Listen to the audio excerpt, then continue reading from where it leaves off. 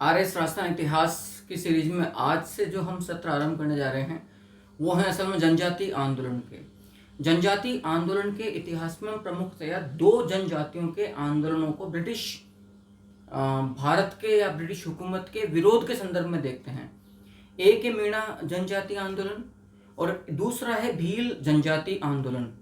अच्छा, यहाँ एक बात को जानना अति महत्वपूर्ण है। मीणा जनजाति आंदोलन मेरे हिसाब से ये वो जनजाति आंदोलन है जिसने अपने विरुद्ध अनावश्यक एक भ्रम, अनावश्यक एक प्रकार का इसको कहते हैं आरोप लगाकर किसी जनजाति को कलंक करना अर्थात बदनाम करने की जो साजिश रची गई थी उसको पूरी तौर पर नेस्तानुबूद ही नहीं किया, अपितु सफलतापूर्वक अपने प्रति तमाम तरह के दुष्प्रचार, तमाम तरह के जो भी विरोधाभासपूर्ण इन लोगों पर अमानवीय कानून लाद दिए गए थे और इस जनजाति का अपमान करने का प्रयास किया था। ये एकमात्र मीणा जनजाति है जिसने नाको चने चबवाए और जयपुर रियासत के साथ साथ ब्रिटिश हुकूमत को भी वापस अपने कदम पीछे खींचने को मजबूर करना पड़ा, यानी कि ये आंदोलन सफलतापूर्वक समाप्त हुआ था। तो हम बात कर रहे हैं सीधा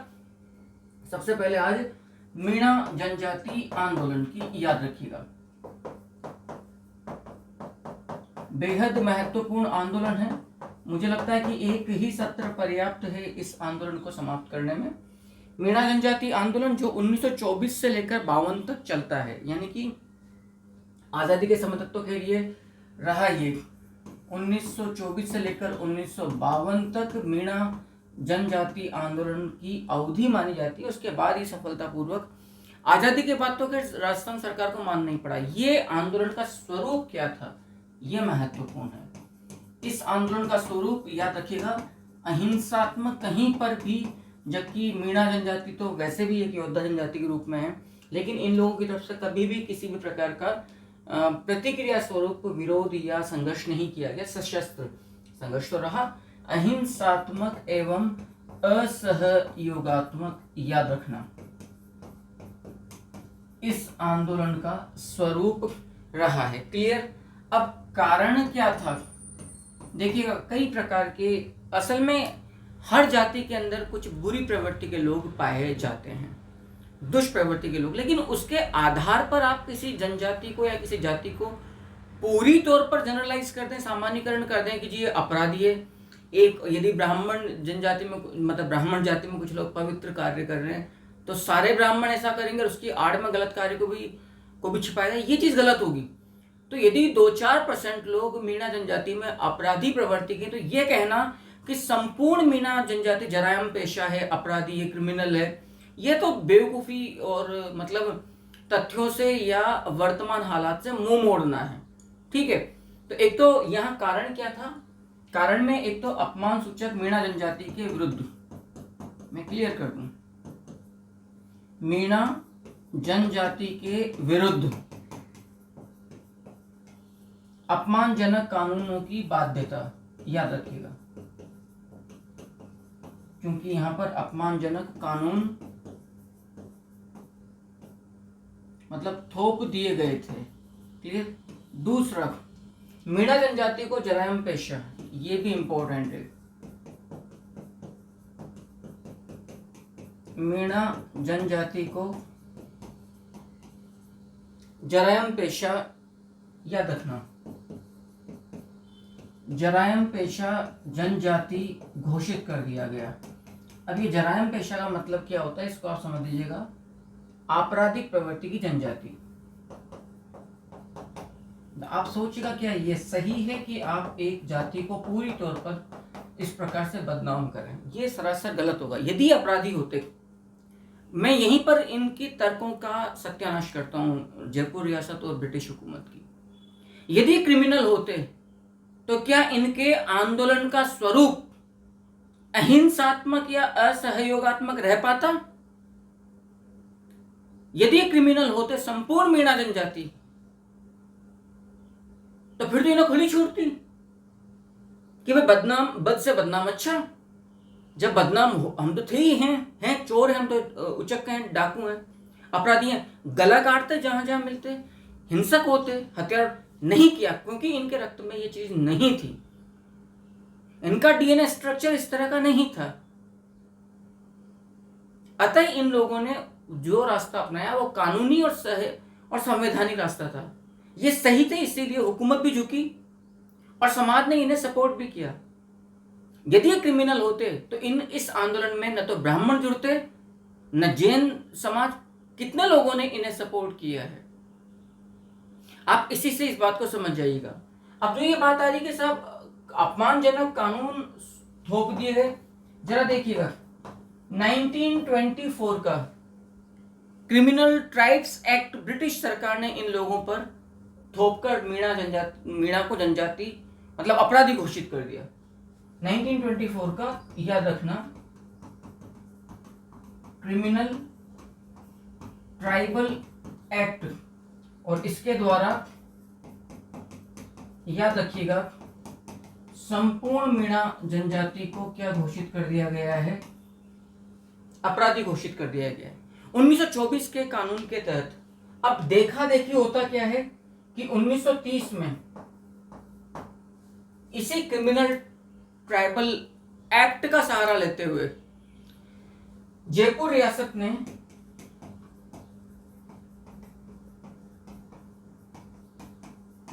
जरायम पेशा कानून पारित करके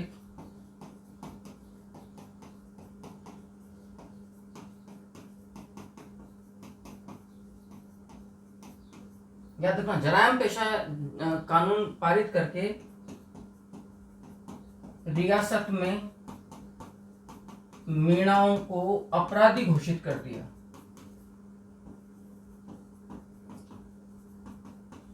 यार मुझे एक चीज बताइएगा भैया, ये अंग्रेजों का तो समझ में आता है कि ये तो थे ही दिमाग से पैदल और हम थे बेवकूफ खानदानी भारतीय, तभी तो अंग्रेजों ने हम पे राज किया। इनको क्या हो गया था जयपुर रियासत वालों को, ये तो सदियों से साथ में रह रहे हैं। तो क्या जयपुर रियासत ने वो खुन्नस निकाली जब दुल्हा राय जी ने मीणा यहाँ के सरदारों को परास्त करके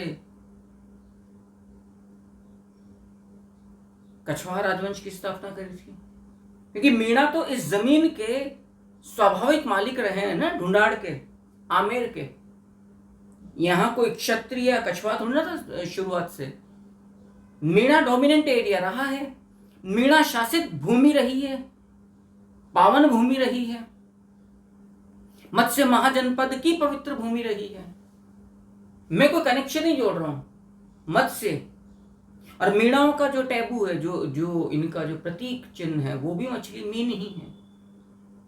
इन्हें क्या हो गया था जयपुर रियासत को? आप तो समझते कि यार जो लोग हमारे सपोर्ट में खड़े हैं, हमारे लड़ रहे हैं, हम उसी पूरी सोसाइटी को कैसे जनजाति घोषित कर सकते हैं? मैं समझता हूं ये मेंटल सरेंडर था स्टेट्स का, प्रिंसली स्टेट्स का, ब्रिटिश क्राउन की साजिशों, कॉन्स्पिरेसीज के सामने।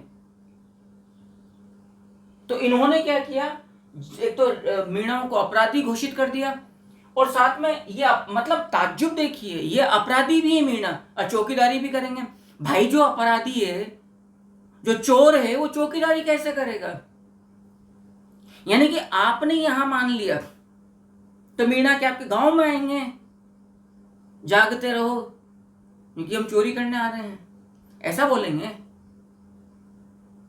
मुझे तो याद नहीं आ रहा साहब, हम तो जिन गांव से हैं वहां पर मीणा बाहुल्य इलाके हैं। अब एक खून का अपना एक तासीर होती है, वो एक अलग बात है। लड़ाकू होने के बावजूद भी ये तो है नहीं कि चलते हुए किसी का गर्दन काट रहे, लठ मार रहे हैं किसी को। उग्र स्वभाव हो सकता है, ये माना जा सकता है।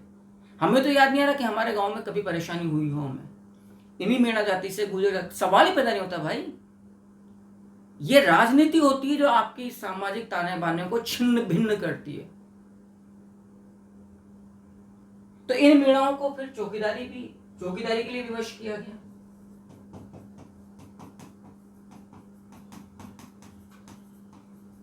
सभी मीणाओं को इसी से समझ में आता है, जो चोर हैं उन्हीं को चौकीदारी के लिए कहा जा रहा है। एक कानून और लगा दिया गया कि सभी मीणाओं को जो 25 वर्ष से अधिक उम्र के हैं प्रतिदिन थाने में जाकर हाजिरी लगानी है। अब यार ये कितना इंसल्टिंग है। क्लियर? यहां मैं कर देता हूं कि 25 वर्ष से अधिक आयु के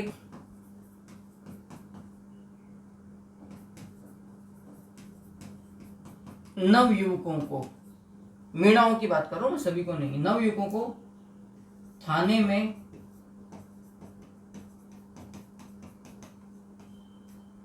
प्रतिदिन हाजिरी, यानी कि आपको अपनी अटेंडेंस देनी है। ये बात देता बाबू, आप ये हकीकत है, इतिहास का आज तक का एक कानून है। आपने इतिहास में जिसको दबाया है वो उतना ही उभाड़ कर सामने आया है। कभी किसी के साथ गलत मत करिए वरना पलट कर आपको।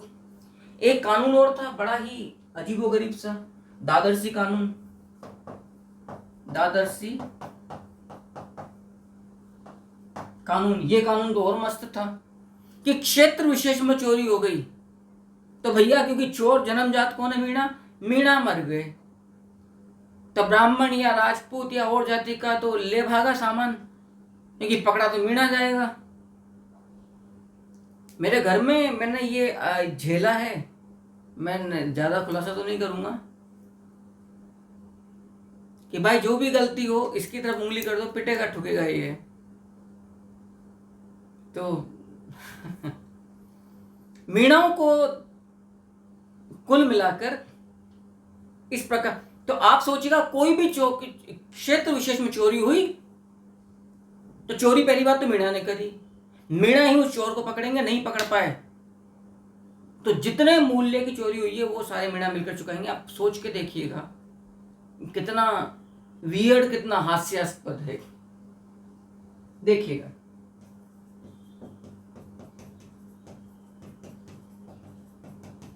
क्षेत्र विशेष में चोरी होने पर चोरी का आरोप किस पर जाएगा? मीणाओं पर। क्लियर? चोर को पकड़ने का उत्तरदायित्व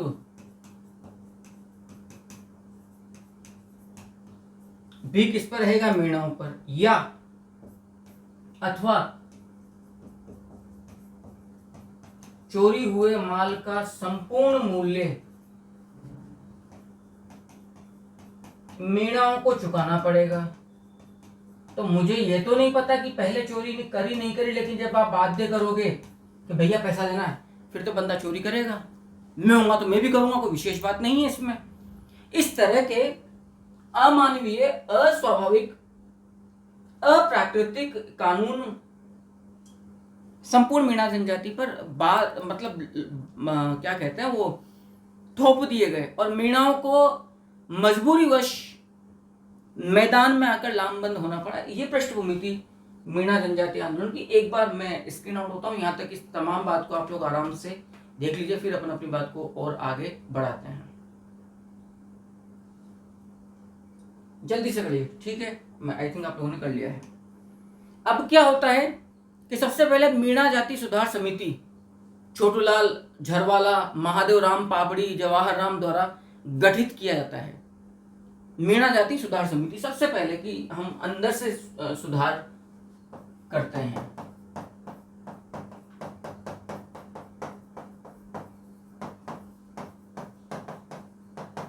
इन लोगों ने अहिंसात्मक तौर पर सामाजिक सुधार का जिम्मेदारी ली।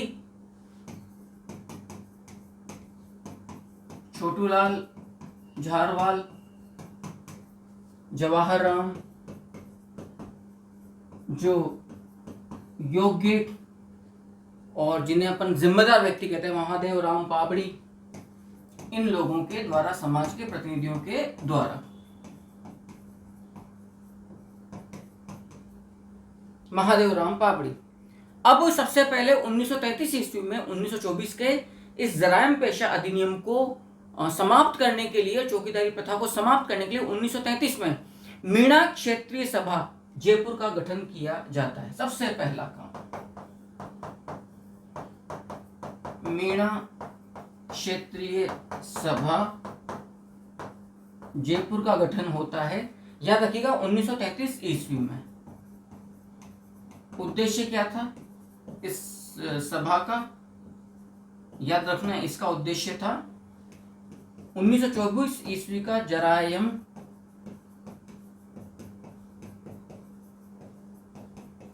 पेशा कानून 1924 को समाप्त करना। क्लियर। इसके अलावा चौकीदारी प्रथा को समाप्त कर दिया जाए। अब आप सोचिएगा, यदि आपराधिक प्रवृत्ति के व्यक्ति होते तो इनका तो शानदार मौका था यार, चौकीदारी के बहाने चिपका दो मामला। जो मैंने कहा स्वभाव तो ये लोग इस तरह के नहीं थे। कुछ लोग यदि करते तो भैया उस सभी समाज में है, दूध का धुला कोई नहीं है। अब इसके बाद नीम का थाना मीणा सम्मेलन होता है 7 अप्रैल 1944 को सीकर जिले में। नीम का थाना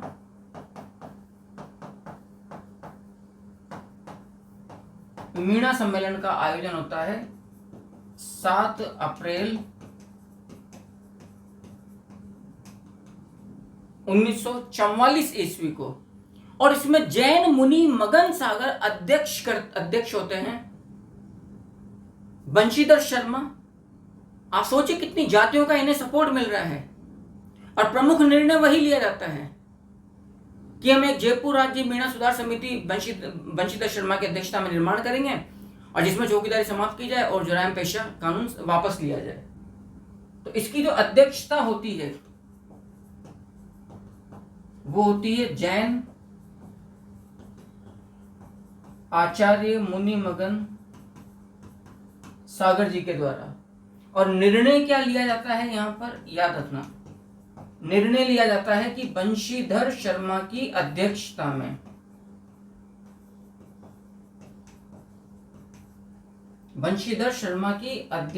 में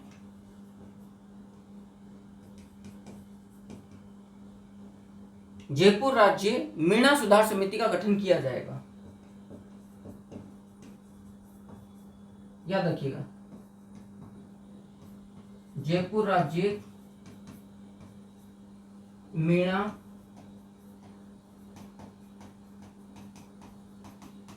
सुधार समिति का गठन किया गया बंशीधर शर्मा की अध्यक्षता में।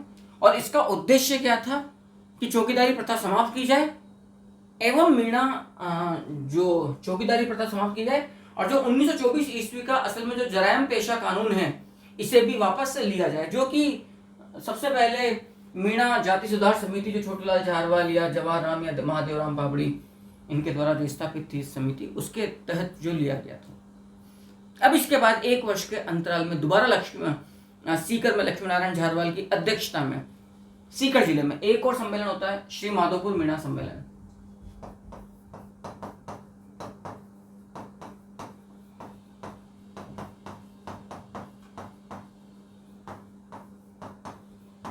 याद रखिएगा, श्री माधोपुर मीणा सम्मेलन होता है अप्रैल 1945 में, वही सीकर में। याद रखिएगा, अध्यक्ष होते हैं लक्ष्मी नारायण झारवाल, और उद्देश्य चौकीदारी प्रथा समाप्त की जाए, राज्यव्यापी आंदोलन बनाया जाएगा। किसको, इस क्या बोलते हैं इसको, अपने जो जरायम पेशा विरोधी जो मीणा जनजाति आंदोलन चल रहा है, इसी समय 31 दिसंबर 1945 से लेकर 1 जनवरी 1946 को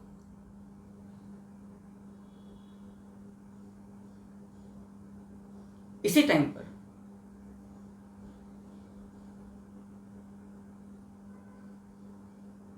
यस 31 दिसंबर 1945 से लेकर 1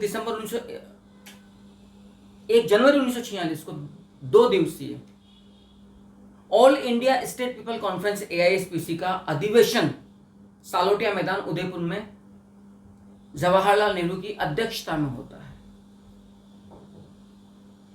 यद्यपि इसी भी जो अखिल भारतीय जनजाति जो सभा थी, उसके अध्यक्ष ठक्कर बाबा ने जयपुर के प्रधानमंत्री सर मिर्जा इस्माइल को खत लिखकर कहा था कि आप लोगों की रियासत में मीणाओं के प्रति जो व्यवहार किया जा रहा है वो नॉन एक्सेप्टेबल है। सो प्लीज आप जरायम पेशा कानून को समाप्त कीजिए। और जो दादरसी कानून, चौकीदारी प्रथा, थाने में प्रतिदिन हाजिरी की जो आपने ये लोगों ने बकवास जो बाध्यताएं लगा रखी मीणाओं पर, इन भोले भाले ट्राइबल्स पर, समाप्त करिए, हटाइए। लेकिन अब इतना इजीली हटा दे तो फिर इज्जत क्या रही आपकी ना।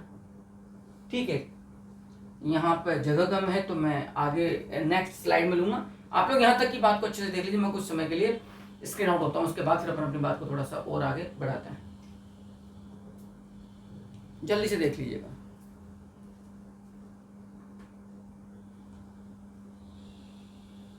चलें,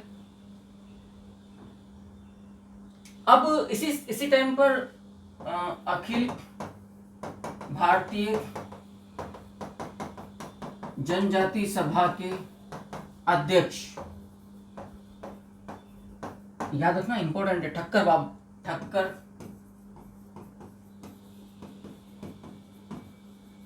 बाप्पा ने भी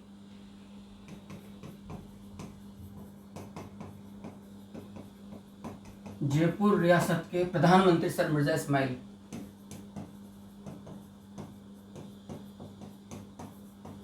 के प्रधानमंत्री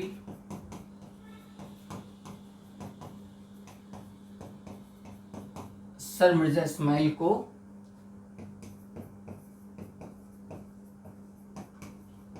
जरायम पेशा जनजाति अधिनियम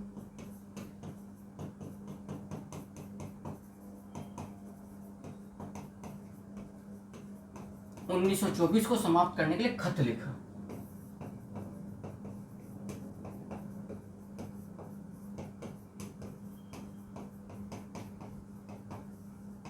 ये सौभाग्य था कि अखिल भारतीय राष्ट्रीय कांग्रेस का जो आनुषंगिक संगठन है AISPC, उसका प्रांतीय अधिवेशन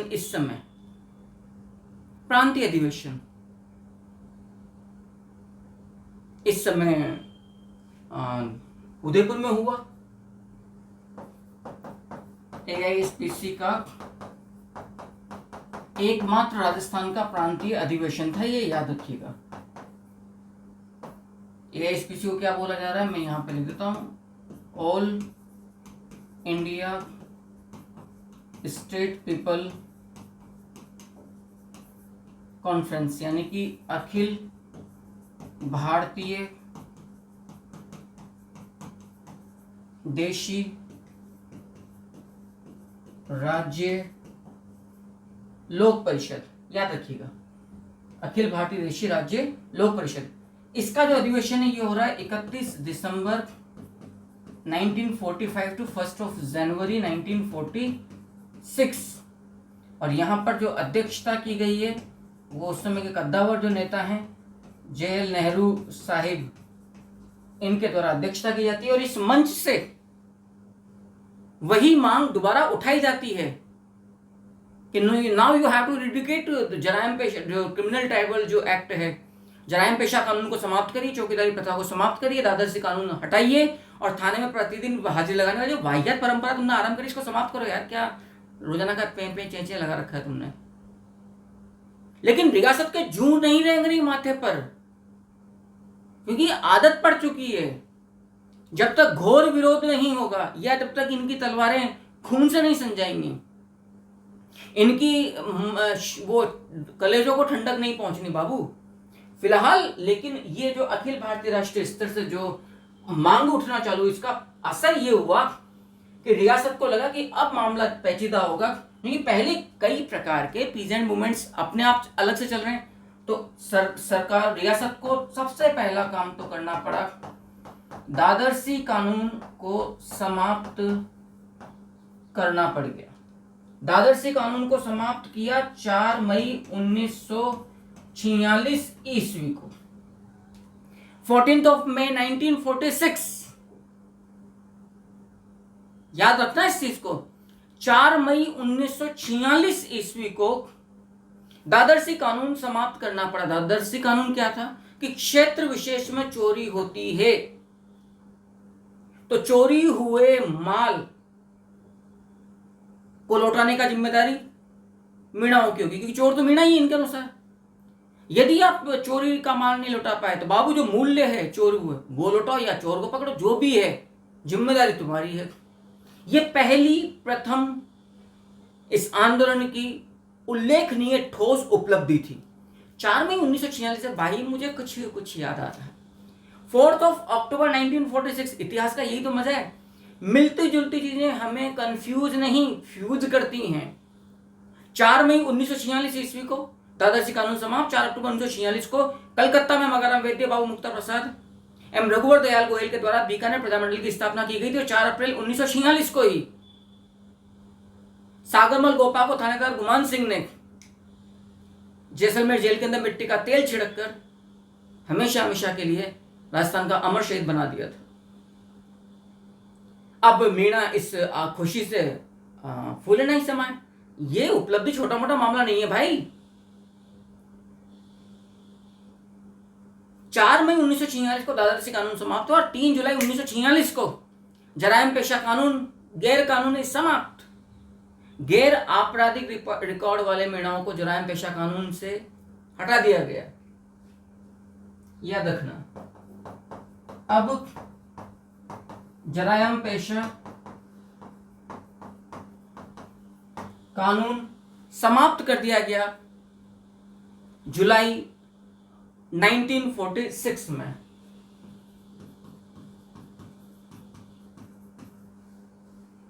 अब आप सोचिए कितनी बड़ी बात थी,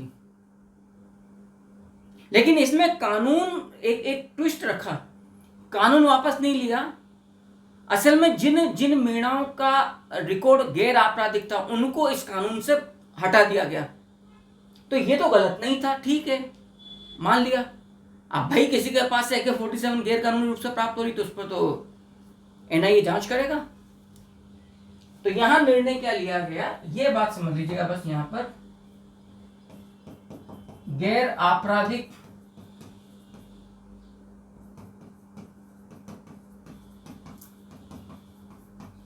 छवि वाले मीणाओं पर से जराइम पेशा कानून समाप्त कर दिया गया 3 जुलाई 1946 को।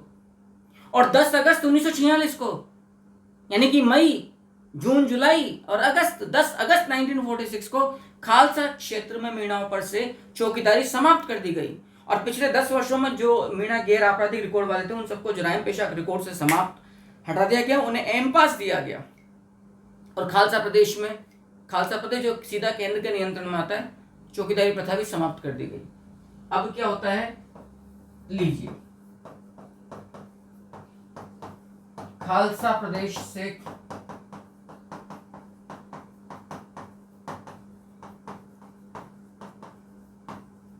चौकीदारी प्रथा समाप्त कर दी गई 10 अगस्त 1946 को। पिछले 10 वर्षों में गैर आपराधिक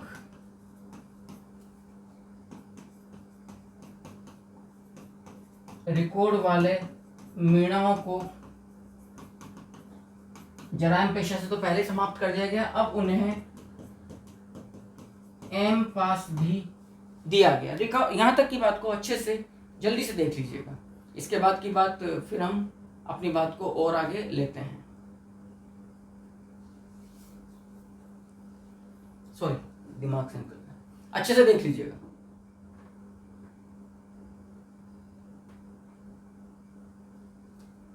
आई थिंक आप लोगों ने यहां तक का मामला कर लिया है। अब इसके बाद पक्की बात है, जिस प्रकार से मीणाओं का सुसंगठित योजनाबद्ध आंदोलन हुआ और वो एक एक करके तमाम कानूनी बाध्यताओं को समाप्त कर रहे हैं, तो गर्म हथौड़े पर चोट, मतलब गर्म लोहे पर चोट करने की मीणाओं ने सोची और बागावास मीणा सम्मेलन का आयोजन हुआ 28 अक्टूबर 1946 को जयपुर के अंदर।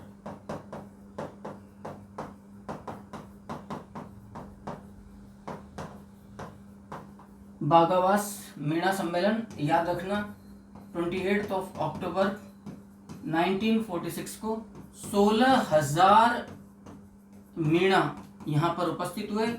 और अध्यक्षता किसने करी, याद रखना, टीकाराम पालीवाल एवं पंडित हीरालाल शास्त्री, इनके द्वारा यहाँ पर अध्यक्षता की गई। और प्रमुख निर्णय क्या लिया गया? एक मत से सहमति ली गई। मीणाओं ने हमेशा हमेशा के लिए चौकीदारी को समाप्त कर दिया, प्रथा त्याग दी। कहा जो होगा सो देखा जाएगा, न झुकेंगे न रुकेंगे, दम हो चौकीदारी करवा के दिखा लीजिए। नहीं कर रहे।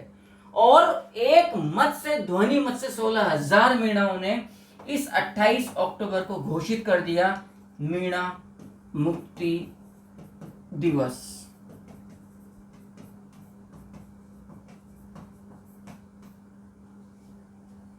We can't do work like watchmen. हम चौकीदारी नहीं कर सकते हैं। अब पक्की बात है, रियासत चिढ़ेगी। रियासत ने भूमि कर बढ़ा दिया और इनकी कृषि भूमि को खालसा घोषित कर दिया, यानी कि अब सीधा टैक्स वसूलेगा सेंटर। मीणाओं ने कहा कोई फर्क नहीं पड़ता, मेहनत करेंगे और जो हक का मामला तुम्हारा है वो तुम्हें देंगे और जो हमारा है लेके रहेंगे, चौकीदारी नहीं करेंगे। रियासत सिवाय इस खून का घूंट पीने के अलावा कुछ कर नहीं सकती थी। और 6 जुलाई 1947 को तुरंत के तुरंत एक कदम और उठा लिया गया। 6 जुलाई 1947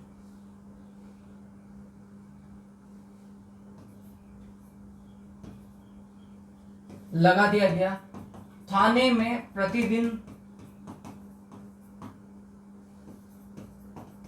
उपस्थित होने की जो बाध्यता थी मीणाओं को लेकर, वो भी हमेशा के लिए समाप्त कर दी गई।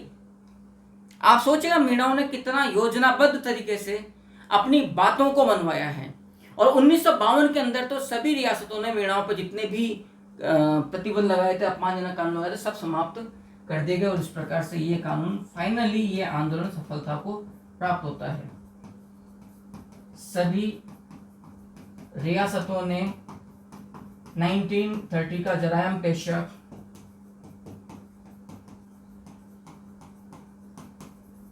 कानून समाप्त कर दिया। और इस प्रकार से सत्य का अंत विजय के साथ होता है।